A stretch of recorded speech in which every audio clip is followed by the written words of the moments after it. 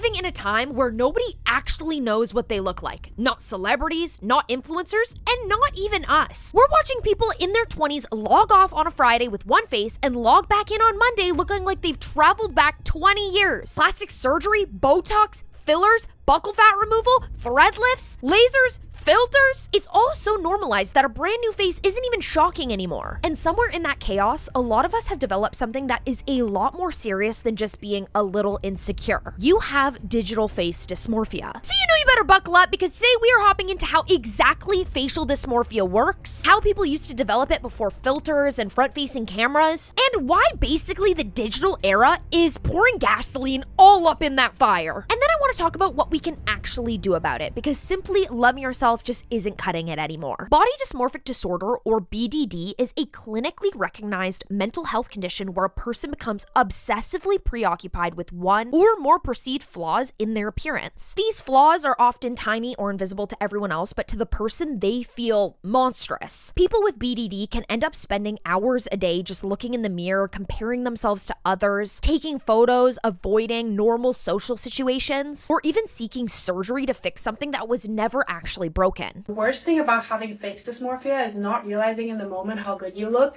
and then a few months later you look back at the video and you're like, damn, I looked so good. Why did I not realize that in that moment? Like, why was I ever insecure? Like, it's crazy how in my head I look different every single day, and the saddest thing is that in reality we look the same to other people.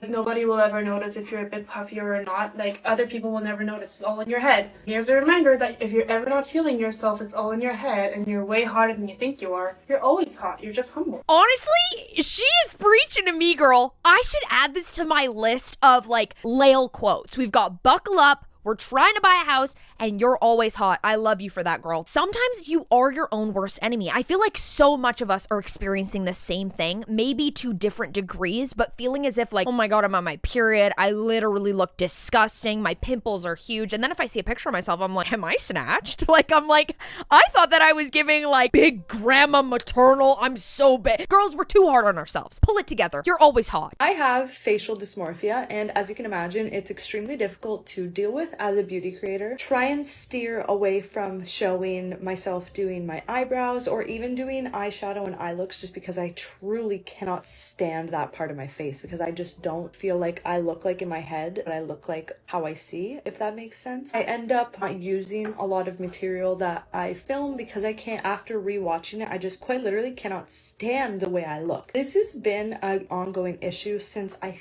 think I was 11 or maybe 10, because my face is asymmetrical. That's where the problem stems from. It's insane when you think about the amount of people that struggle with this exact same situation, this exact same problem. All of the things that she's mentioning. Asymmetrical, can't stand that portion of her face. What are you talking about, girl? I think you got really pretty eyes, girl. Take it easy, girl. Don't look at me too close, girl. I'm getting excited. That's why I cry every night. You guys are killing me. Face dysmorphia got me depressed. I'm at a point, like, just turn it off. Like, turn the cameras off. I'll flip this viewfinder over. Nobody needs to see. If I get exhausted, I don't want to look at myself.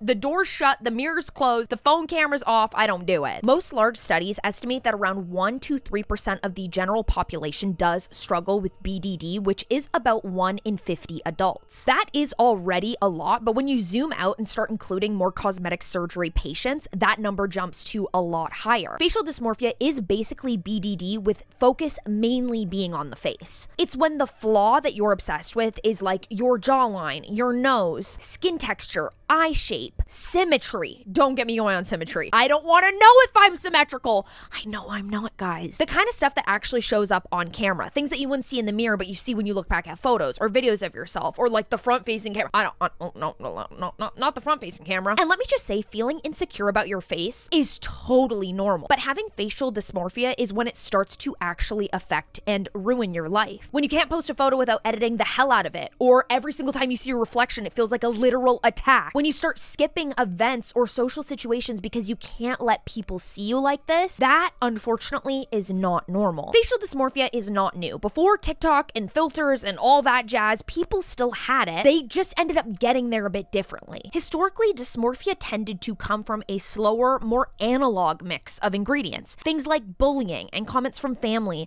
a perfectionist personality, trauma, or growing up in an environment obsessed with appearance. appearance, you'd see yourself in three main ways: in the mirror, in photos of yourself, and how other people would react to you. Beauty standards still existed, obviously. Magazines, movies, and fashion ads told you what pretty was, but exposure was slower and less intense. You might see supermodels on the page of a magazine, not hundreds of filtered, gorgeous faces every hour on your phone screen. I don't think I've ever seen anything more terrifying than this filter that I'm using, and I'll show you why, okay? Babe, it's screaming body dysmorphia. I'm gonna need therapy after that. Why do we have that? Why do I have access to that? I shouldn't have access to that. And like, what's this doing for the catfish community? You know what I'm saying? Like, I remember when catfish used to be like using a fake photo and like sending messages. Now you can become the most unbelievable, and like, call me a boomer, but like at first I wasn't sure what I was looking at. I'm like, is she just giving plastic surgery thought he snatched? Or no, it was the filter. You look infinitely better without the filter, I pinky promise. This is the thing. Why are we convincing ourselves that a fake face is hot? Show us what you really look like, Rebecca. Show us what you really look like. Take the filter off. Wear your skin and wear it proud, girl. Recently, someone wanted to take a picture, and I said, can I use this filter? Is that okay? And they're like, oh yeah, of course. I'm like, I'm sorry, I'm just insecure. And they said, hold on, no. Is it that you're insecure, or does the filter free you from body and facial dysmorphia so that you can just relax and be yourself and take the picture? It's a very kind way to look at things. She's probably like, bro, I feel seen right now. I feel seen right now. Is it that society has glamorized edited pictures for so long that anything not filtered and edited makes us feel dysmorphic? And can we... That's the take. That is so perfect. You know what? I actually do feel a certain way about my face many times, mostly because like sometimes I do see myself in an unflattering way. Obviously here we got big lights, we got full face makeup. And sometimes when I'm in my bed and I see myself in the camera, I'm like, who is that lumberjack? Holy, I'm giving full-blown man right now. But there's something that has changed in our brains. And the way that I talk to my boyfriend about it, and we chat about it sometimes, I want to share photos with you guys more than anything. I want to show you guys my life. I want to show you guys the things that I do, because I do seriously love you guys, and I feel like we have a wonderful connection. I will get together a group of photos and I will think, okay, I kind of like these photos. And if I don't touch them, something about these untouched, simple, basic photos that I want to include in my carousel, unedited, feel wrong to put on the internet amongst all of these big boobs, big butts, fake lips, fake hair, big lashes, girls and boys, like content farming, trying to rage bait. It's like I'm just trying to post something to show my girlies, but something about the fact that it's not heavily edited, it's not heavily produced. Like I'm not setting up lights,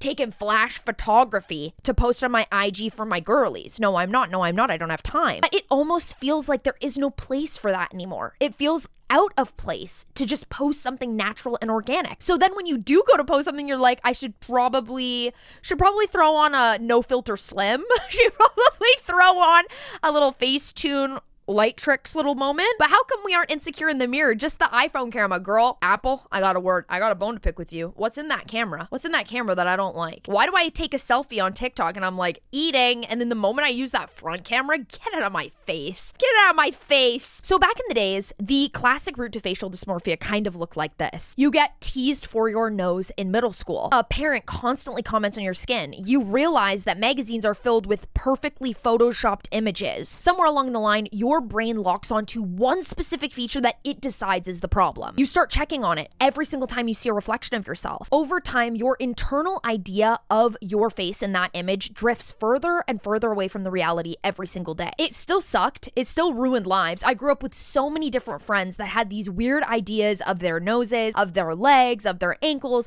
because somebody down the road told them that they had a funny nose. I don't know if they would have ever gotten that idea on their own. So even though it was hard back then, there were still natural limits that were built into the system. Limited mirrors, limited photos, limited comparisons overall. You might have only seen your face clearly a couple times a day, maybe just when you're going pee. There was at least some distance at the time between your face and this standard. But now, as we all know, many things have changed for the worse. For the first time in human history, we walk around with a tiny black mirror in our pocket that can show us our face. From every angle, under any filter, in any lighting, all day long. Facial plastic surgeons have pointed out that this constant access to selfies has fundamentally changed the way that people experience their own appearance. We stopped being people who would sometimes get photographed and became unofficial content creators in our everyday lives. We wonder how we look when we talk, when we wear certain clothes, when we take selfies in certain different types of lightings. You're not a pretty girl,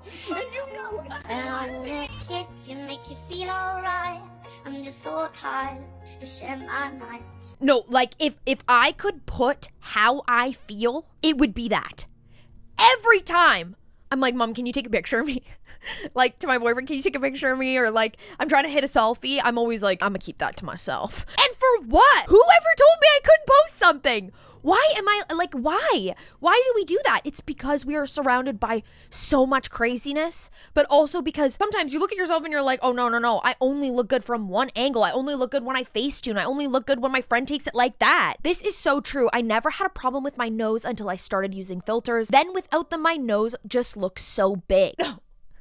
Don't touch your nose, girl. I know what it looks like. I bet it's so good. You are so pretty. Don't let anyone try to break your pride, and make sure to stride, because there's only one of you, and that's the best you. Don't make me cry again, girl.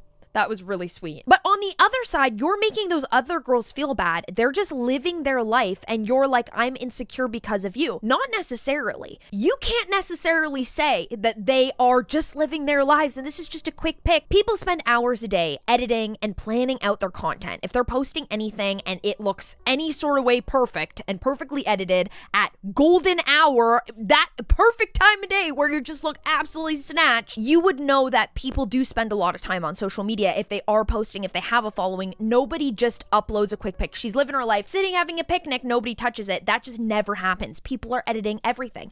Everything is posed perfectly. It's 600 photos until you find the right one. So then when somebody's on their couch being like, how'd she look so damn hot? It's a business. I'm sure she's working at it. And I don't think a single person who's posting is ever intentionally doing it to hurt you. But it does say a lot about how all of this is making us feel just simply about ourselves. I'm sure none of you would come on here and be like, Lael, that big face, you can't be taking any pictures. I'm sure nobody would say that. Maybe just my ex.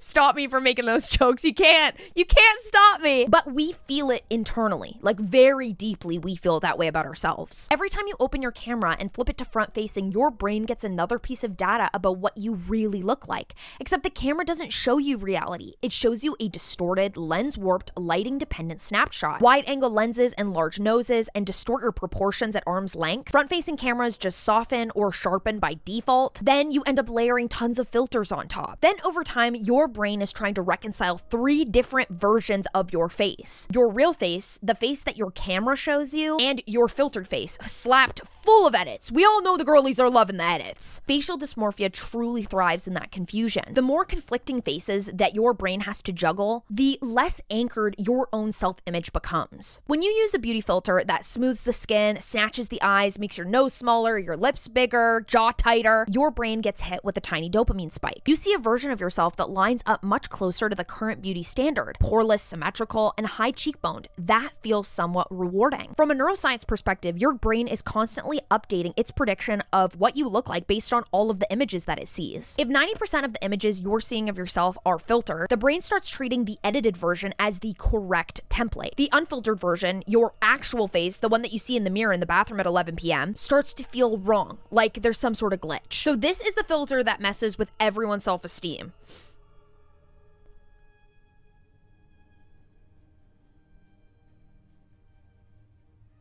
That is insane! It's not even remotely similar to what she looks like. Like, that's great. She's very, very, very gorgeous. I think I follow her. You're gorgeous without filter. You need neither filter nor makeup. I love that. Honestly, I don't even want to touch the filters. If I see what I look like with a filter on and makeup, oh my gosh, I'll be so full of myself, you guys. I can't have that. I never thought I had a big nose until I started using filters. Filters are literally fucking with our mental health, and I'm now a victim of it. I used to like my nose, and now I feel like I have a huge nose, and this is why. Okay, this is my nose regular, no filter, nothing, no ring light.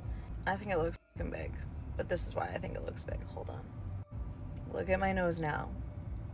Don't clock me. I can't tell the difference. I thought her nose was very perfect, proportionate, gorgeous queen before, After I'm like, what's that? I don't know. I'm at the point I don't look at these and I don't do them. I just can't, because I'm going to start going like, come on, girl, like give me, snatch me really good. Next thing we know, we're making surgery appointments, girls, and we don't have the money for that. We're not paying for that. Psychologists call all of this a self-discrepancy, the painful gap between your actual self and your ideal self. The bigger that gap feels, the more distress and shame you experience. Social media, especially visual platforms like Instagram, TikTok, and Snapchat, intensifies this self-discrepancy by feeding you both idealized images of yourself and of other people all day long. That's why we have terms now like filter dysmorphia or digital face dysmorphia. People are literally going to surgeons' offices now with pictures of their filtered faces and saying, girl, make me look like this. Nobody looks like that. Not even you! It's giving I want to be AI. Who wants to be AI? Studies and clinical reports are now starting to connect the dots. Heavy use of face-altering filters is leading to more body dissatisfaction, lower self-esteem, and more BDD symptoms, especially in young people, which is so sad. Your brain isn't just casually playing around with filters, it is totally learning from them. It's basically changing what you believe your own face is supposed to look like. The reason this is so dangerous for young people is I remember growing up and having my little ugly duckling moment. All of us needed to wear those Hollister long tartan shorts. Don't get me going with that. They were hot at the time. Everybody was wearing them around the block. Blue Hollister shirt, matching the shorts, little pair of Pumas. But you learn over time how to appreciate your face, maybe how to do little bits of makeup, little bit of mascara, how to grow, how to dress for your body. It's all a natural part of being a preteen and a teenager and growing into adulthood. But imagine being that young, even in your teens, and really believing that that's how you should look, this filtered appearance, that you hate how you look so much. You start getting fixated on different parts of your face. I am not kidding you when I say I had such a busy childhood, constantly playing different sports, doing different things, always with my friends, sleepovers. I didn't have one specific insecurity about my face. There was not one thing that I sat there, poked at, said, oh, I hate this, I don't like that, I don't like that. Only thing a dad ever said to me one time was I had boy knees, and that stuck with me. But I mean, it doesn't change. What am I gonna do about my knees? Knee transplant? In older generations, appearance was important, but it wasn't the main way that people were creating their identities. You were your job, your family role, your hobbies, your politics, maybe your religion. Your face mattered, okay, yeah, but it wasn't your entire biography. In the social media era, especially for Gen Z and younger millennials, appearance isn't just how you look. It's content, it's branding, it's the thumbnail of your personality. Researchers have found that social media intensifies social comparison and makes people tie their self-worth more closely to how they appear on screen. That's what a lot of people with digital face dysmorphia are actually experiencing. Being ugly or unphotogenic isn't experienced as, oh, I just don't look that hot today, I don't look that great today. It's experienced as, there is something fundamentally wrong with me as a person. That's why the shame hits so hard. It's why people are literally brought to tears when they are using some sort of inverted filter on their phones. Obviously, it's unflattering, but like, it shouldn't break us down to pieces. When beauty becomes proof that you're worthy, any deviation from this filtered standard really does feel like a sort of failure. And digitally, we've created perfect lab conditions for facial dysmorphia to thrive. Firstly, it's because of intensity. You can spend hours a day looking at your face and millions of other faces until the cows come home. A 10-minute scroll can show you more airbrushed faces than your grandparents saw in a month. Visual platforms amplify edited, idealized images, which have been shown to fuel body dissatisfaction and body image disturbance. Give it up, girls. What are we doing? We're gonna buy a house. You're always hot, and we're logging out. This is cursed. We can't be on the internet anymore. YouTube might be a safe space for us girlies. Everywhere else out there, I'm having nightmares. Body image disturbance? I can't. Like, I don't need to be disturbed. The bills are disturbing enough. The politics are disturbing enough. The men are disturbing enough. This is a PSA for all the baddies that still use a beauty filter in every post. I know it feels harmless in the moment, but the facial dysmorphia that you will start to get is almost irreversible. I was an avid beauty filter user in 2022 when I first started posting, and I swear to God, I would look in the mirror and be like, why do I have these dimensions in my face? Like, on TikTok, I'm a blurry blob of beauty. It is normal to have shadows and dimensions in your face. Like, you don't want to look just like a blob. And if you're the type of person that posts a makeup tutorial with a beauty filter, you're going to prison. And by prison, I mean I'm blocking you. Because if you're not comfortable showing the makeup that you're using without a beauty filter, maybe the makeup is not looking as good as we think. And you know what? It's okay. It's okay to show us who you are, girl. Am I speaking to myself? Because sometimes I'm struggling with that. Like, I'm struggling. Like, and not saying, because, like, I just don't post. Like, it's not the fact that I use a beauty filter. I just can't post it. It's too much. Well, girl, if you are this pretty, I mean, some of us all have that feeling, though. And you know what? It's because she's working it. She's confident. She's owning it. And 3 years clean off the beauty filter. Can we hear it for her, girlies? Yes, we can. The second point I want to make is interactivity. None of this is just looking at photos and videos anymore, like cruising through a magazine and seeing, like, I don't know, like a CD cover at a HMV. Is HMV even a thing? Show your age more, Lael. Go ahead, show your age more. Radio Shack? You're now taking part in it. You're editing and creating your own videos and photos. You're actively adjusting sliders, removing pores, buffing away all them pimples. And then you're watching likes just roll in on a photo that you feel is prettier of yourself. Your brain very quickly realizes, oh, this filtered perfection is getting so many more likes than my, like, blah selfie from 4 years ago. And the third is permanence. Old photos and fashion mags used to live in some sort of cupboard downstairs. Now your face is archived on servers, and they're searchable, shareable, and can be edited whenever you want. Knowing that a bad photo of yourself could literally circle around on the internet for the rest of your life, for the rest of time, makes people way more hypervigilant about controlling their appearance. The fourth is then social feedback. Comments, DMs, duets, stitches. People don't just see your face. They rate it, they analyze it, and they even give their opinion. Who asked? If I post, maybe I'll just turn the comments off. No, that's cowardly. We comment all you want. Say whatever you like. Studies have reportedly found that negative comments about appearance and comparisons to others online are strongly linked to BDD symptoms and worse mental health outcomes. So if you take a brain that's already prone to perfectionism, anxiety, or even obsessive thinking, and you throw it into that environment, you get exactly what you're seeing. You get a spike in people reporting facial and body dysmorphic symptoms, particularly amongst heavy social media users. Digital face dysmorphia is basically your brain's very rational response to a very irrational environment. So now, what do we actually do about this? It's a whole lot of talk, Lael. Walk the walk. What do you do if you actually recognize yourself in any of this? Because again, I kind of do feel very, very aligned with everything that's going on here. It's very odd. First, understand that digital face dysmorphia exists on 3 levels: thoughts, behaviors, and environments. You can attack it from all 3. On the thought level, it helps to start naming what's actually happening here. When you catch yourself thinking, oh my gosh, my nose is disgusting and huge, I can't let anybody see me like this, try adding that this is my dysmorphia brain talking. Sounds cheesy, but separating yourself from the thought is a classic behavioral cognitive move that's definitely shown to help with BDD. Sometimes you can just get lost in all of this and you gotta bring yourself back to life. You don't have to go cold turkey, but maybe add some of the friction back into the process. Delete filters. Maybe limit yourself to how much you can edit a photo before you either post it or just walk away and delete it. Set some no front camera time. Like, when you're in bed, why are you front cameraing? First thing in the morning, why are we front cameraing? There's nothing to look at, Karen.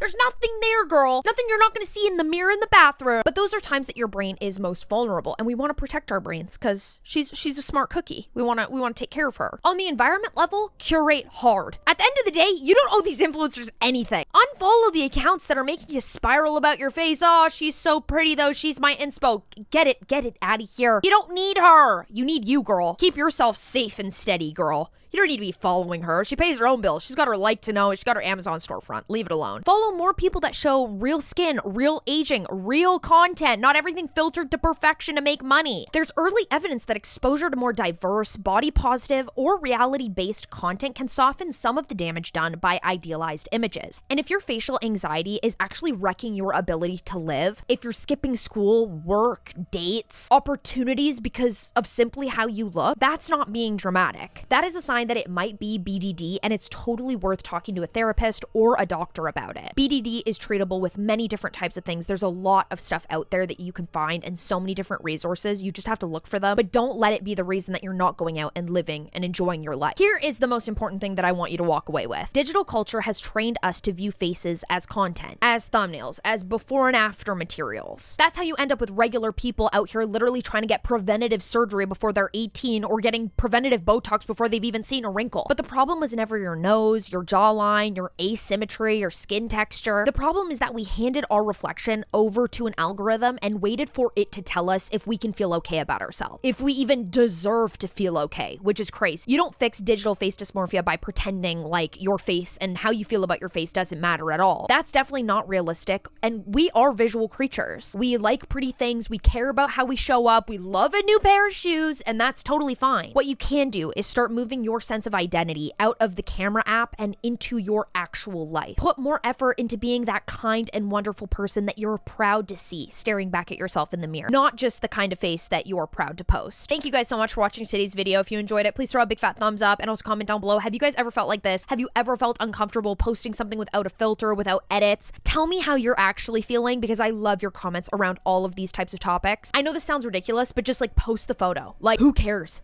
Like, I'm literally speaking to myself, Lael, post the photo, stop. Like, we need to stop like thinking about how serious and oh my gosh, nobody can see me. Like, nobody will ever judge you the way you judge yourself. Nobody will ever sit there and pick away at your appearance the way that you do it to yourself. So honestly, learn to love and appreciate your appearance, and most of all, let's appreciate being healthy. Let's appreciate the ability to get up and go to school and to do the things we love and work and make YouTube videos and have fun together, because that is truly where all of the value is. It's not in the nitty gritty nitpicking things, and feel free to unfollow those accounts that are not doing anything for you. I think it would be the best thing we could possibly do. If you guys enjoyed today's video, you can go ahead and click here to find out why facelifts are totally aging you like milk. This is another thing that people are thinking, oh, if I just snatch my face more, I'll love myself more. There are so many things about facelifts you don't know, and hop into that deep dive because you will enjoy it. Or you guys can go ahead and watch this deep dive on how your face totally destroyed your career. This is a new deep dive on Kim Kardashian's new show. You guys are gonna absolutely die. That stuff had me rolling. End it, girl. We don't need a season 2. You guys know I only make these videos because I love you and I truly want the best for you. Thank you so much for watching today, and I will see you guys very, very soon. Bye, guys.